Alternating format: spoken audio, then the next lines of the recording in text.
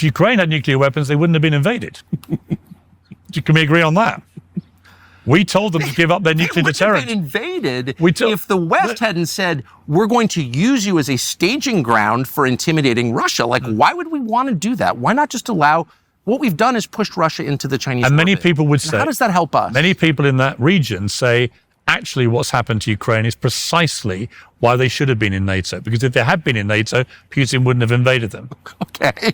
And also they say... Many people say that. Also say, if we hadn't collectively basically bullied Ukraine into giving up their nuclear deterrent, he wouldn't have done it either, because they would have had a nuclear weapon to defend themselves. This is super crazy. Is it crazy? Crazy? Yes, it is. Crazier than your theories?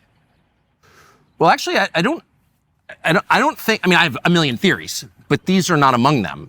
It's not a theory to say that Russia moved into eastern Ukraine because the United States wouldn't give up on pushing for Ukraine admission into NATO, when NATO did not want Ukraine. But there's also meet the criteria for admission. But I think you're only giving half a picture. I'm not oblivious to that, but I would add this component to it, which is also not surely beyond the realms of fantasy, that Vladimir Putin knows that a lot of that part of eastern Ukraine, they still speak Russian. He has resented the breakup of the Soviet Union, famously, and that actually he wanted to take back land that he believes banning people should belong to Russia. their language. Should belong to Russia. Okay.